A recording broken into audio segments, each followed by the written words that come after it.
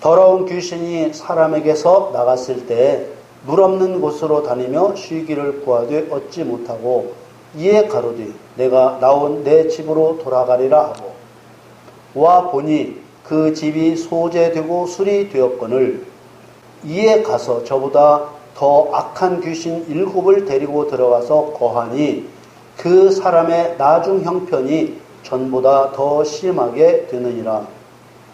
이 말씀을 하실 때 무리 중에서 한 여자가 음성을 높여 가로되 당신을 뵌 태와 당신을 먹인 저지 복이 있도소이다 하니 예수께서 가라사대 오히려 하나님의 말씀을 듣고 지키는 자가 복이 있느니라 하시니라.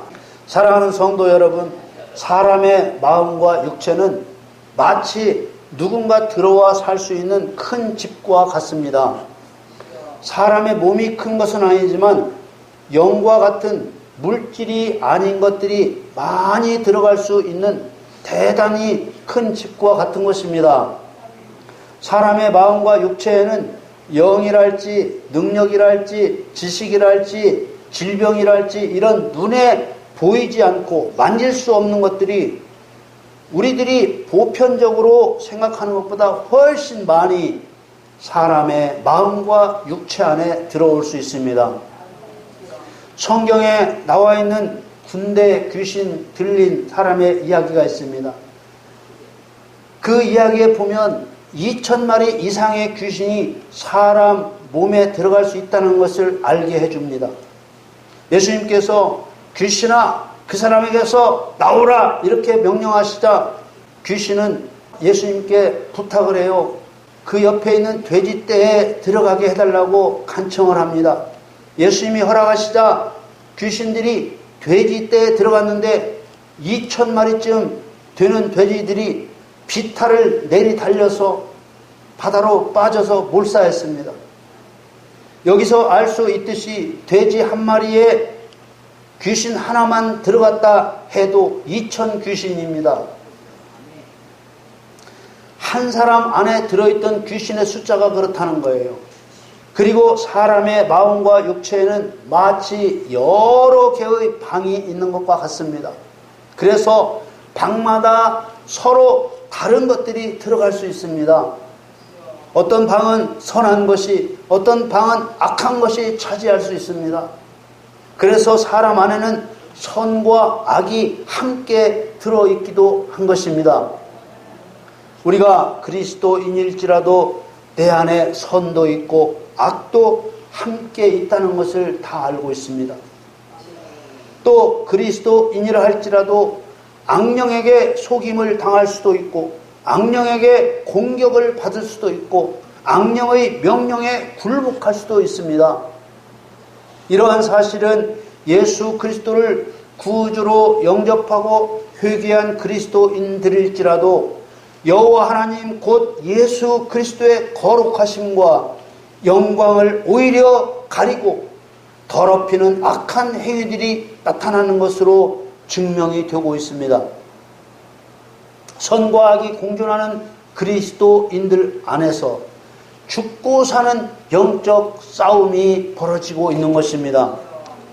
로마서 8장 11절 말씀에 예수를 죽은 자 가운데 살리신 이의 영이 너희 안에 거하시면 그리스도 예수를 죽은 자 가운데 살리신 이가 너희 안에 거하시는 그의 영으로 말미암아 너희 죽을 몸도 살리시리라.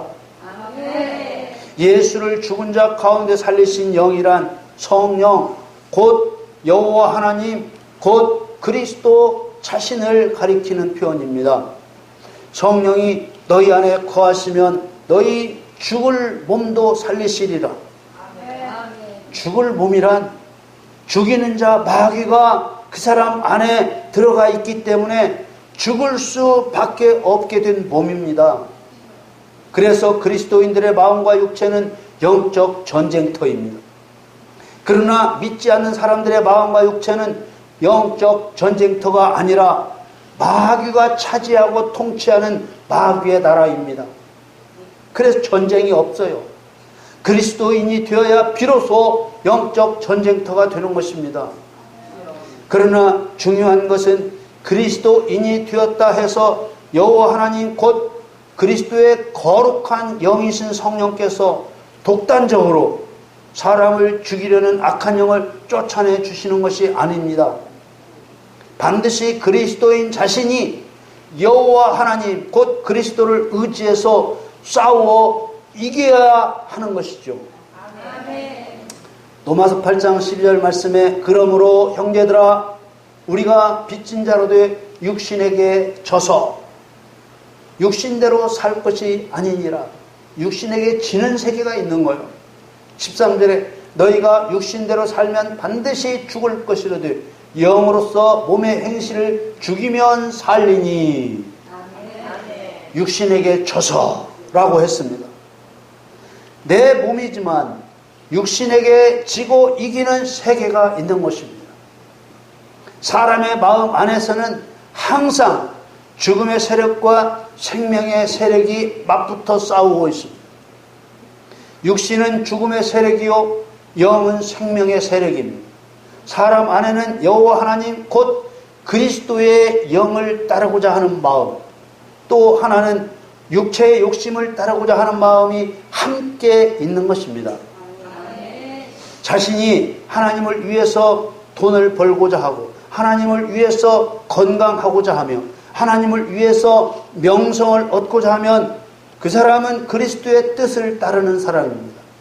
그러나 자신이 하나님을 이용해서 나를 위해서 돈을 벌고자 하고 하나님을 이용해서 나를 위해 건강하고자 하며 하나님을 이용해서 나를 위해서 명성을 얻고자 하면 그는 육체의 욕심을 따르는 그리스도인입니다. 그리스도인들 중에는 성령의 통치에 대해 잘못된 지식을 가진 사람들이 정말 많습니다. 그 잘못된 지식이란 예수 그리스도를 믿음으로 영접하여 죄사함의 세례를 받게 되면 빛 되신 성령님께서 우리 안에 들어오시게 되므로 우리 안에 있는 어둠이 저절로 어둠의 세력들이 저절로 다 쫓겨난다고 생각하는 것입니다.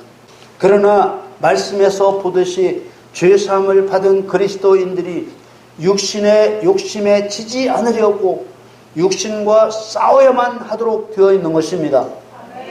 그래서 너희가 육신대로 살면 반드시 죽을 것이로되 영으로서 몸의 행실을 죽이면 살리니 라고 한 것입니다. 내 마음 안에 있는 육신의 욕심을 이기는 일은 결코 쉬운 일이 아닙니다. 우리 모두가 다 경험해 보지만 내 안에 있는 악한 습관이나 악한 생각을 고치는 일이 얼마나 어렵습니까? 담배를 피우는 일이나 술을 마시는 일이 성경적으로 죄가 될 뿐만 아니라 자신의 건강을 해쳐서 암이나 고혈압이나 뇌졸중이나 이런 질병들을 일으킬 수 있다는 것을 알면서도 끊기가 얼마나 어렵습니까? 사람마다 나름대로 끊지 못하는 이유는 다 있습니다. 어떤 이유가 있더라도 자신이 자신에게 지고 있는 것만은 확실한 것입니다. 이처럼 그리스도인들은 처절한 영적인 싸움을 해나가는 사람들입니다. 그리스도인이라 하더라도 이런 영적인 싸움에서 지면 비단 육신만 고통을 받을 뿐만 아니라 그 영혼도 방하게 되는 것입니다. 또 로마서 8장 14절에 무릇 하나님의 영으로 인도함을 받는 그들은 곧 하나님의 아들이라. 하나님의 아들이란 천국의 상속자, 만왕의 왕이신 아버지의 권세와 능력을 그대로 행할 수 있는 자격입니다. 하나님의 아들이 된 것과 아들이 되는 권세를 받는 것과는 다릅니다. 하나님의 아들이 되었다는 증거는 하나님의 아들로 오신 예수 그리스도께서 행하신 일들을 그대로 행하는 것입니다. 그리스도인이라고 해서 모두 예수님께서 행하신 일들을 그대로 행하는 것이 아닙니다. 성령의 능력을 힘입어 치열한 영적 싸움을 싸워 자신 안에 있는 악한 생각과 악한 습관을 짓밟아 정복해 가는 사람에게 거룩한 신의 성품에 참여하게 해 주시는 것입니다. 이런 사람이 성령의 인도를 받는 사람이요 하나님의 아들입니다. 요한계시록 2장에 나오는 두아디라 교회에 보낸 편지를 보면 사단의 깊은 비밀을 아는 것이 얼마나 중요한 문제인지 알 수 있습니다. 그리스도께서 두아디라 교회의 신앙 초기에 나타난 경건한 일들을 칭찬하셨습니다. 요한계시록 2장 19절에 보면 내가 네 사업과 사랑과 믿음과 섬김과 인내를 아노니 네 나중 행위가 처음 것보다 많도다. 이것들은 신앙생활을 유지해주는 중요한 요소들입니다. 그러나 이런 은혜로운 행위들만으로 믿음의 승리자가 될 수는 없습니다. 그래서 두아디라 교회의 성도들은 매우 심각한 죄를 범하게 되었습니다. 이들은 하나님께서 가장 싫어하시는 영적인 간음, 곧 우상 숭배의 죄를 범한 것입니다. 이런 죄를 범했다는 것은 사업과 사랑과 믿음과 섬김과 인내와 같은 경건한 일들만으로는 더러운 우상 숭배의 죄를 피할 수 없었다는 것을 보여주고 있는 것입니다. 요한계시록 2장 20절에 그러나 네게 책망할 일이 있노라.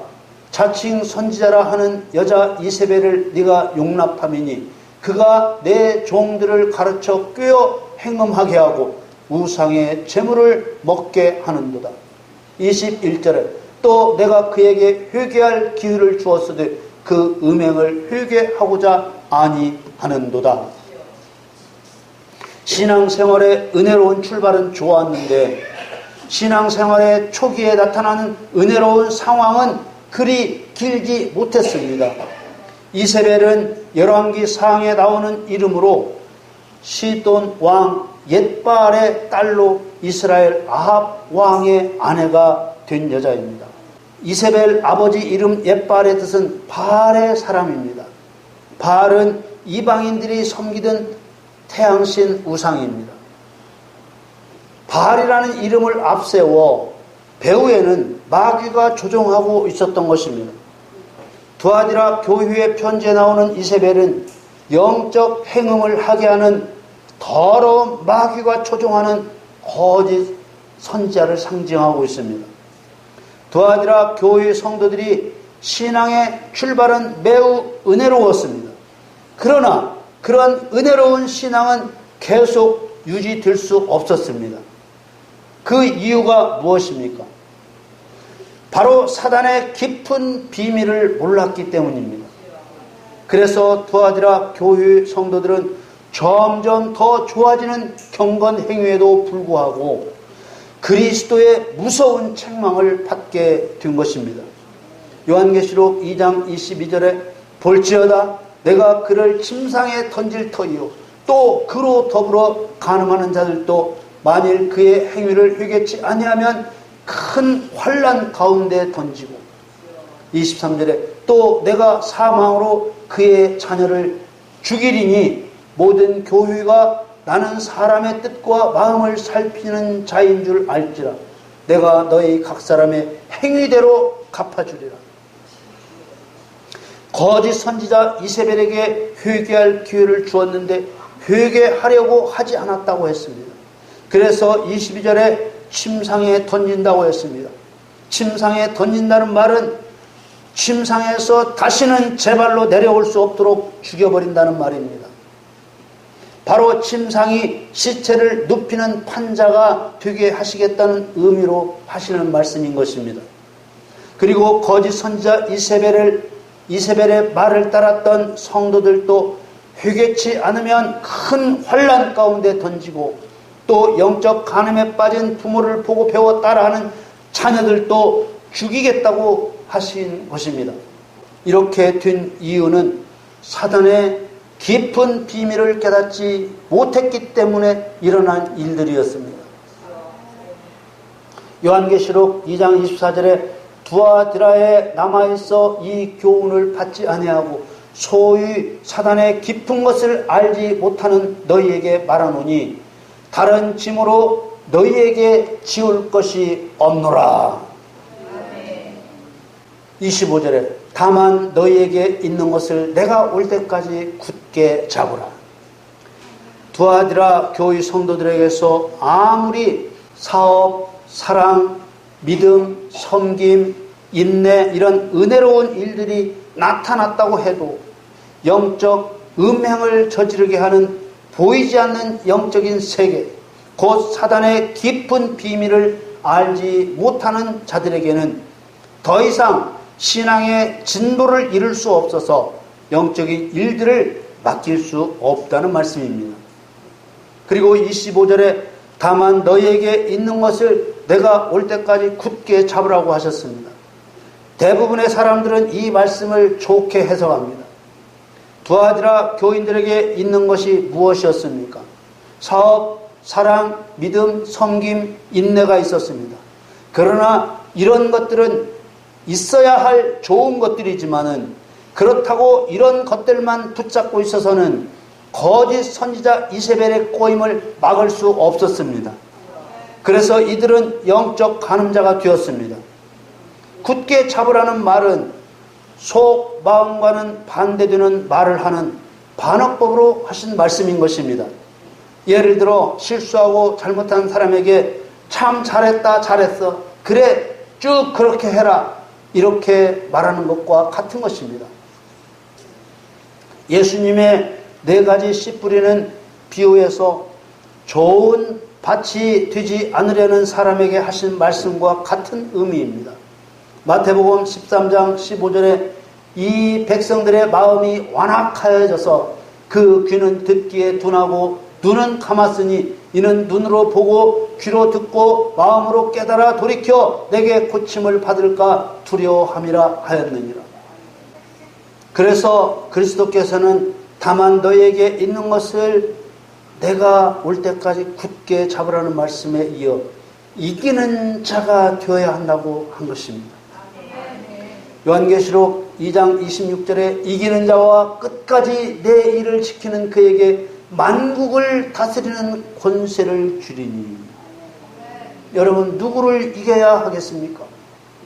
사단의 깊은 비밀을 깨달아 배후에서 선자를 조종하고 있는 사단을 이겨야 한다는 말입니다. 왜 이렇게 사단의 깊은 비밀을 아는 것이 중요한 것일까요? 인간의 모든 삶과 신의 성품에 참여할 수 있는 그리스도인이 되기까지의 모든 신앙 행위가 사단과 연관되어 있기 때문입니다. 에덴 동산에서 최초의 인간이 사단과 연관되기 시작해서 죽음에 이를 때까지 여호와 하나님 곧 그리스도와 사람과 사단의 삼각관계 속에서 모든 일이 일어나고 모든 결과물이 나오게 되어 있는 것입니다. 아멘. 이 말은 사단이 여호와 하나님 곧 그리스도와 비등비등한 존재라는 뜻이 아닙니다. 사단은 회개할 기회조차 얻지 못할 저주받은 영임에는 틀림이 없지만 주권자이신 하나님께서 이런 사단을 사용해서 그리스도인들을 깨닫게 하시고 연단되게 하시는 것입니다. 아멘. 오늘 본문 말씀에 나오는 예수님의 귀신 이야기도 사단의 깊은 비밀 중에 하나입니다. 육신의 눈으로는 볼 수 없지만 영의 세계에서 일어나는 실제적인 일을 말씀하신 것입니다. 이 말씀의 의도를 깨닫지 못하면 아무리 귀신을 쫓아낸다고 해도 실질적으로 아무런 유익이 없는 것은 물론이고 더 큰 어려움을 겪게 되는 것입니다. 이렇게 말하면 마음이 완악한 사람 중에는 그럼 차라리 귀신을 안 쫓아내는 것이 낫겠네? 라고 생각하는 사람도 있을 수 있습니다. 그러나 이것은 두아디라 교회에 보낸 말씀에 있는 것처럼 필연적으로 거짓 선자에게 꼬임을 당하여 영적 간음자가 될 수밖에 없는 것이죠. 그러면 영원히 멸망당하는 자가 되는 것입니다. 영적인 세계에서는 이쪽도 싫고 저쪽도 싫다는 중립은 존재할 수가 없습니다. 이기는 자 아니면 지는 자 둘 중에 하나가 되는 것입니다. 그러므로 그리스도인은 반드시 사단의 깊은 비밀을 깨닫고 사단과 싸워 이겨야만 하는 것입니다. 오늘 본문 말씀을 하시게 된 상황적인 배경은 예수님께서 한 벙어리 귀신을 쫓아내 주시자 벙어리 되었던 사람이 말을 하게 되면서 시작됩니다. 이것을 본 바리새인들은 예수님이 귀신의 왕 바알세불의 힘을 빌려 귀신을 쫓아낸다고 비아냥거렸습니다. 이런 바리새인들의 말은 예수님을 인간으로 끌어내리려는 마귀의 악한 말입니다. 예수님께서는 바리새인들의 악의적인 말들을 반박하신 후에 오늘 본문 말씀을 하신 것입니다. 예수님께서는 당시 거기에 있었던 모든 사람들과 오늘날 그리스도인들에게 쫓겨난 귀신이 7 귀신을 데리고 들어가는 영의 세계를 가르쳐 주신 것입니다. 우리는 이 말씀으로 먼저 하나님과 마귀에 대한 잘못된 지식을 고쳐야 합니다. 하나님께서 한번 고쳐주신 것은 다시는 재발하지 않는다거나 빛 되신 성령님이 내 안에 계시면 어둠은 저절로 다 쫓겨난다는 이런 잘못된 지식을 고쳐야 합니다. 절대로 그러지 않기 때문입니다. 이것은 우리와 함께 하시는 여호와 하나님 곧 그리스도께서 무능하시다는 의미가 아닙니다. 하나님께서는 믿은 대로 실천하게 해서 그리스도인들을 신의 성품에 참여할 수 있는 사람으로 변화시키신다는 의미인 것입니다. 본문 말씀을 보겠습니다. 누가복음 11장 24절에서 26절 말씀을 보겠습니다. 더러운 귀신이 사람에게서 나갔을 때 물 없는 곳으로 다니며 쉬기를 구하되 얻지 못하고 이에 가로되 내가 나온 내 집으로 돌아가리라 하고 와 보니 그 집이 소재되고 술이 되었거늘 이에 가서 저보다 더 악한 귀신 7을 데리고 들어가서 거하니 그 사람의 나중 형편이 전보다 더 심하게 되느니라. 귀신이 아무에게나 마음대로 들어갈 수 있는 것이 아니고 하나님의 허락된 범위 내에서만 들어갈 수 있습니다. 그리고 귀신은 제 일을 다 마치기 전에는 절대로 안 나가려고 합니다. 귀신은 그 사람을 망하게 하는 것이 임무이기 때문에 그 임무가 끝나기 전에는 절대로 제 발로 나가지 않는 것입니다. 예수께서 한 벙어리 귀신을 쫓아내시니 귀신이 나가면 벙어리가 말하는지라. 이 말씀은 오늘 본문 말씀의 시작에 나오는 말씀입니다. 말 못하게 하는 한 벙어리 귀신이 들어갔기 때문에 말을 못한 것입니다. 그러나 그 벙어리 귀신이 쫓겨나니까 말을 하게 되었습니다. 이 벙어리 귀신이 더럽히고 고장 낸 것들이 청소되고 술이 되었습니다. 더러운 귀신이 쫓겨났으니 그 몸과 마음이 깨끗해졌고 그 말 못하던 사람이 다시 말하게 되었으니 수리가 된 것입니다. 여기까지는 좋았습니다. 그런데 쫓겨난 귀신이 다시 찾아온 것입니다. 와 보니 자기가 살던 집이 소재되고 수리되어 있었고 비어 있었던 것입니다. 그래서 자신보다 더 악한 귀신 7을 데리고 들어가서 살게 된 것입니다. 그럼 왜 하나님께서는 끝까지 지켜주시지 않고 소재되고 수리되게만 하시고 비어있게 하셨을까요? 그것은 귀신이 쫓겨난 후에 더러운 귀신이 다시는 들어올 수 없도록 말씀으로 채우고 기도로 채우고 능력으로 채우는 일은 바로 그 사람이 해야 할 일이기 때문입니다. 귀신의 세계에서도 쫓겨난 귀신은 갈 곳이 없습니다. 귀신의 세계도 군대와 같은 질서가 있어서 전쟁에서 패배한 귀신은 환영받지 못하는 것입니다. 그래서 더러운 귀신이 사람에게서 나갔을 때 물 없는 곳으로 다니며 쉬기를 구하되 얻지 못한 것입니다. 귀신의 세계에도 상황이 이러하니 귀신은 자기가 맡은 사람 안에서 쫓겨나지 않으려고 발버둥 치는 것입니다. 그래서 쫓겨난 귀신은 갈 곳이 없어 자기가 살던 집에 다시 가본 것이지요. 가보니까 소재되고 수리만 되었지 빈집이었던 것입니다. 쫓겨나서 갈 곳이 없는 귀신들이 있기 때문에 귀신 7을 데리고 올 수 있는 것입니다. 7 귀신이란 모든 악한 귀신이 다 모였음을 의미합니다. 가나안은 아버지 노아에게 저주를 받았던 함의 아들입니다. 가나안 7 족속은 바로 저주받은 함의 자식인 가나안 후손들입니다. 하나님께서는 이스라엘 백성들에게 가나안 족속을 진멸하라고 명령하셨습니다.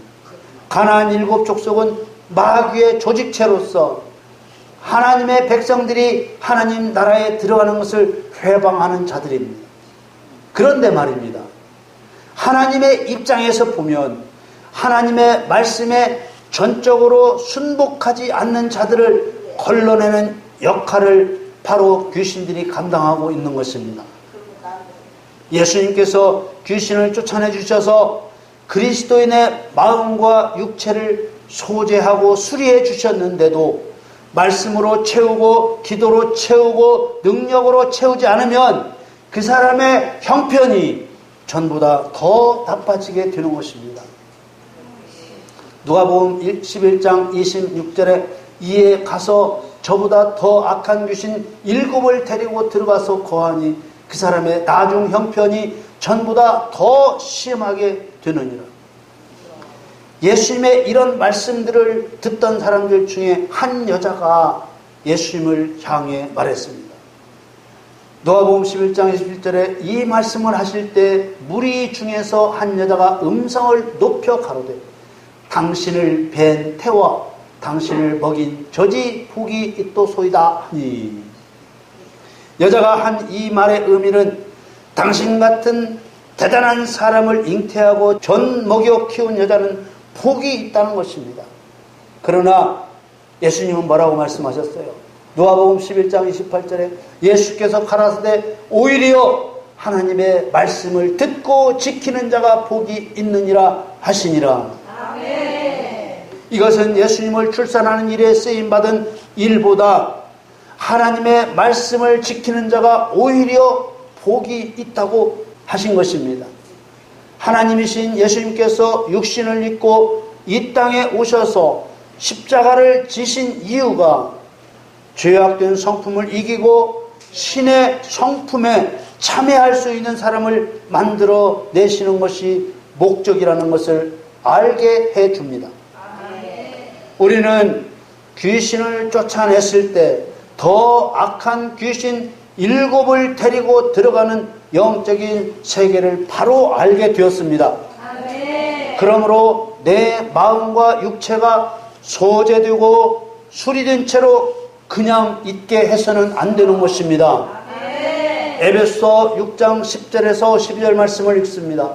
정말로 너희가 주 안에서와 그 힘의 능력으로 강건하여 지고 마귀의 괴계를 능히 대적하기 위하여 하나님의 전신 갑주를 입으라. 아멘. 우리의 씨름은 혈과 육에 대한 것이 아니요 정사와 권세와 이 어둠의 세상 주관자들과 하늘에 있는 악의 영들에게 대함이라. 아멘. 여러분, 전신 갑주를 입고 마귀와 싸우시기를 바랍니다. 아멘. 여러분, 더 악한 귀신 7을 데리고 들어올 수 없도록 진리의 허리띠, 의의 흉배, 평안의 복음으로 준비된 신발, 믿음의 방패, 구원의 투구, 성령의 검, 하나님의 말씀으로 전신 갑주를 취하고 온 힘을 다해 마귀와 싸워 모든 싸움에서 승리하게 되시기를 우리 주 예수 그리스도의 이름으로 축원합니다.